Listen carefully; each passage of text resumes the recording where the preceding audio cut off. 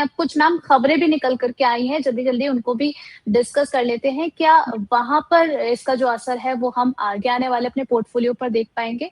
सबसे पहले तो एंजल वन के बारे में बातचीत कर लेते हैं। स्टॉक स्प्लिट की न्यूज कल भी आई थी और कल से लेकर के अभी तक जो है हम ये समझना चाहेंगे कि अभी इस स्टॉक में आगे क्या करना चाहिए, क्या करंट प्राइस पर बाय करना चाहिए या फिर अभी थोड़ा रुकें? तो देखिए सस्ता नहीं हुआ, ये प्राइस वाइज सस्ता नहीं हुआ है, जस्ट गॉट टिकट साइज या थोड़ा सा लिक्विडिटी बढ़ गई है इसमें। तो इस तरह से जब लिक्विडिटी बढ़ जाती है तो ये गेम तो सिर्फ मतलब एंजल वन ने तो भी स्प्लिट किया है, ठीक है, ये तो रिलायंस भी करता है, ये तो एचडीएफसी ने भी किया कि जब ये टिकट साइज बढ़ गए 2,500 के आसपास आ गए तो उन्होंने अपने आप को आधा कर दिया, तो उससे लिक्विडिटी बढ़ जाती है एंड मार्केट में अटेंशन बढ़ जाता है। So this is the time जहां पर आप इसका एडवांटेज लेने की कोशिश करिए, हर दबे हुए भाव पर जो आपको डिस्काउंट पर खरीदारी की कोशिश करनी चाहिए। नाउ एंजल वन जो 200 मतलब अगर देखा जाए तो ये 2,450 था, बट अभी जो ये 2,245 पर है, यानी ये जो बोनस स्प्लिट के बाद जो इसके टुकड़े हुए हैं, इसको आपको इन्वेस्टमेंट के तौर पर देखना है या नहीं देखना चाहिए। एंजल वन ब्रोकिंग फर्म्स पे देखिए प्रेशर तो रहेगा, आई एग्री विद इट, क्योंकि जिस तरह से एसटीटीज एंड नए रूल्स आए हैं, definitely it's extra pressure on companies. तो फिलहाल के लिए as a serious investor if you are, अगर आप सीरियस इन्वेस्टर हो तो इसमें आप छोटे छोटे कदमों पर यानी थोड़े थोड़े पड़ाव पर आप इसमें बाय करो। 245 पर भी खरीद सकते हो और 230 तक खरीद सकते हैं। स्टॉप लॉस मेंटेन करेंगे 210 रुपए का। पॉसिबल टारगेट जो स्विंग के लिए मुझे लगते हैं बाय अप्रैल तक वो होंगे इसमें 290 के, और जो इस मतलब इस साल का एक फाइनल टारगेट जो मुझे लगता है वो जाएगा लगभग 330 का। तो ये दो पॉसिबिलिटीज है, one can try for it.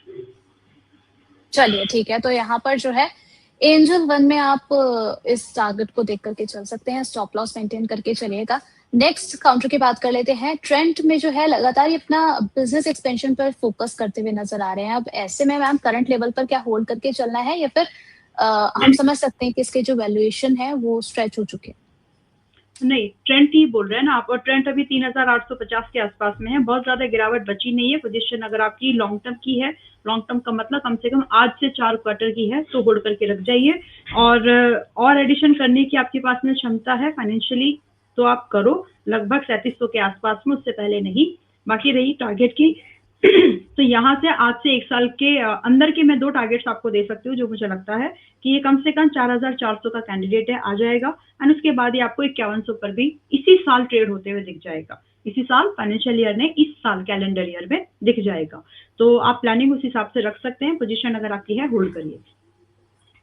चलिए यहाँ पर बात कर लेते हैं होम फर्स्ट फाइनेंस की। यहाँ पर एक बड़ी ब्लॉक डील हुई, 56.2 लाख शेयर्स इसमें जो है बेचे गए हैं। स्टील की कुल वैल्यूएशन जो है वो 662 करोड़ की रही है और इस स्टॉक में जो है आज के टाइम में गिरावट भी देखने को मिल रही है। मैम यहाँ पर क्या स्ट्रैटेजी होनी चाहिए, आगे और भी करेक्शन पॉसिबल है?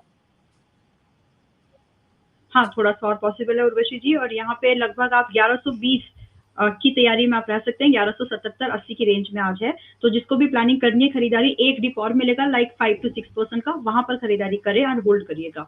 रही बात इसमें टारगेट, तो कम से कम 1300 से 1450 के भाव आराम से आ जाएंगे। होल्ड करिए उन 2 टारगेट के लिए, नजरिया 6 महीने कम से कम होगा। चलिए, तो यहाँ पर जाइडस जो है, जाइडस लाइफ साइंसेस, ये भी अपने प्रोडक्ट, अपने जो है बिजनेस को लेके काफी ज्यादा फोकस नजर आ रहा है। आज 2% की तेजी यहाँ देखने को मिली है, 938 पर ट्रेड करता हुआ नजर आ रहा है। मैम जाइडस में क्या रणनीति होनी चाहिए? जस्ट मिनट, एक्चुअली मैं हिंदुस्तान यूनिलिवर पर देख रही थी। Zydus life, right? Zydus life, well life, ठीक है। तो अगेन फार्मा, मैंने फार्मा का नाम लिया है राइट स्टार्टिंग में ही कि कुछ सेक्टर चलेंगे, तो उसमें से मैनकाइंड फार्मा मैंने 2 बार दिया उर्वशी जी आपके शो पर, और आज Mankind pharma since I recommended 2020 के 2050 के भाव पर दिया था। एक बार मैनकाइंड फार्मा का अगर आप चार्ट दिखा सके स्क्रीन पर तो it will be very helpful to people. अगर आप एक बार यस एक बार, क्योंकि जायदस लाइफ से बोलने से पहले मैं चाहती हूँ कि इसका चार्ट देखा जाए ताकि लोगों को समझ में आए कि फार्मा में क्या हो सकता है। So if you can make it at 1 day time frame, तो ये देखिए मैनकाइंड फार्मा आज की डेट में अगर आप देखेंगे तो हमारी रिकमेंडेशन 2000-2050 की रेंज पर आप लोगों को मिली है, मतलब यहाँ पर भी 2300 रुपए का मैंने आपको टारगेट दिया है, जो कि आज नहीं तो कल हिट होना ही है, बहुत लाइकली चांसेस है।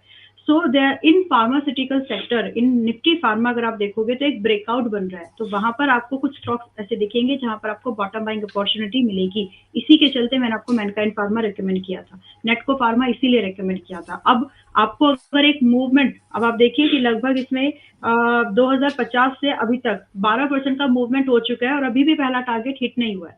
तो 2300 रुपए के टारगेट के लिए पहले तो आप वेट करिए और होल्ड कर जाइए अपनी पोजीशन को अगर आप पहले से हैं। एक लंबी 2450 की भी टारगेट इसमें आपको दिखेगी। नाउ ये मैंने इसलिए बताया क्योंकि फार्मास्यूटिकल का ही जायदस लाइफ आपने दूसरा स्टॉक दिया है, तो similar view and similar pattern अलग है, व्यू सेम है। इस कंपनी को भी, जायदस लैब को भी आप उठा करके अपने पोर्टफोलियो में आज भी रख सकते हैं, but your view should not be less than 6 month. So with this clarity अगर आप चाहें 938 के आसपास बाय करिए, कम से कम 1000 का पहला टारगेट और लगभग 1150 का दूसरा टारगेट आप मेंटेन करके चलिएगा, मिलने के चांसेस बहुत ज्यादा हैं। और स्टॉप लॉस आपको यहाँ पर सिर्फ 880 का रखना है। और मैनकाइंड आपकी मर्जी है कि अगर आप इसमें से थोड़ा बहुत प्रॉफिट बुक करके जायदस में डालना चाहें, इट्स योर कॉल। मेरे लिए ये दोनों ही काउंटर अभी भी उतने ही स्ट्रॉन्ग है।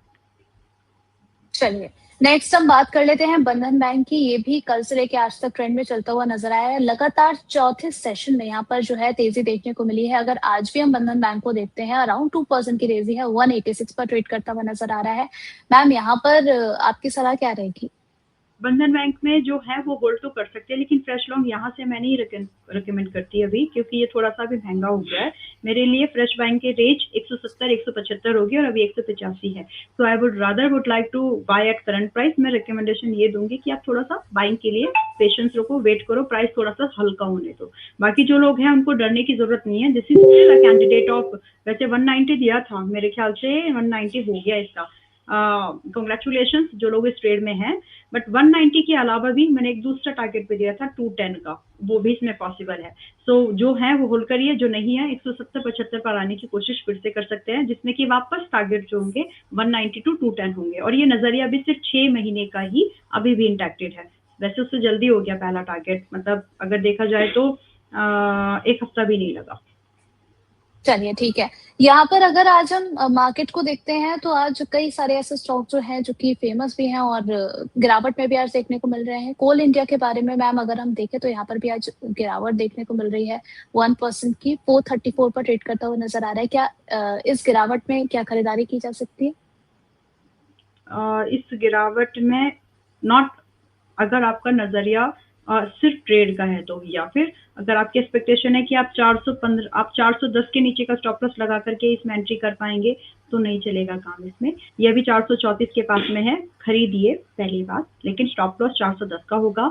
दूसरा स्टॉप टारगेट जो है 460 रुपए से लेकर के लगभग 500 का तो मिनिमम टारगेट है। बाकी ये कैंडिडेट है 650 का साल भर के। चलिए ठीक है। तो यहाँ पर जो है आप अगर लंबी अवधि का थोड़ा सा नजरिया रखते हैं, इन्वेस्टमेंट के अगर बारे में आप सोच रहे हैं तो कोल इंडिया आप पिक करके चल सकते हैं, ऐसी सलाह आपको दी गई है। नेक्स्ट यहाँ पर मैम बहुत सारे क्वेश्चन भी आए हुए हैं। सबसे पहले हम ले लेते हैं अपने प्राइम मेंबर का क्वेश्चन। माला सिन्हा जी पूछ रही हैं कि please suggest 3 good stocks eight good price of long term investment. ठीक है, लॉन्ग टर्म इन्वेस्टमेंट के हिसाब से वैसे मैंने अभी कोल इंडिया का नाम लिया ही है ना। दूसरा एक स्टॉक मैंने अभी और भी बोला था कि मतलब जिसको लेके रख सकते हैं इस मार्केट में, आप रिलायंस खरीद सकते हो और थोड़ा सा एक्स्ट्रा और खरीद सकते हो आप रिलायंस को 1340 के आसपास भी। Then there is one more stock, मतलब इन्वेस्टमेंट के हिसाब से, मतलब जिसको आप होल्ड कर सके वैसा आप कुछ ढूंढ रहे हैं ना। देन यू हैव मतलब आज की डेट में जो आज खरीद सकते हो, मैं वैसे स्टॉक्स बता रही हूँ आपको। IGL आप देख सकते हैं, बिल्कुल आज के प्राइस पर खरीदा जा सकता है। बाकी स्टॉक्स बहुत है, लेकिन कुछ ये ऐसे हैं जिसको आप आज के प्राइस पर ठीक है। चलिए ठीक है। नेक्स्ट यहाँ पर वुडको के बारे में जानना चाह रहे हैं अनीस जी। ये कह रहे हैं कि मीडियम टर्म के लिए कैसा लग रहा है? मीडियम टर्म यानी लेस देन 9 मंथ्स। ओके, सो मैंने स्पेसिफाई किया है, तो मीडियम टर्म्स के हिसाब से रख सकते हैं। ऐसा नहीं है कि बिल्कुल नहीं चलेगा, बट समय होना चाहिए आपके पास में और पेशेंस। तो जब चलेगा तो मतलब इट्स लाइक कि आपको एक हफ्ते में 30-40% दिखा सकता है, पैसा ही नेचर है इसका। बट जब तक चलेगा नहीं तब तक आपको बहुत थकाएगा, तो वो बस तैयारी रखो। लेस देन 6 मंथ 9 मंथ, मतलब minimum 6 month up to 9 month का नजरिया लेके चले अगर आप,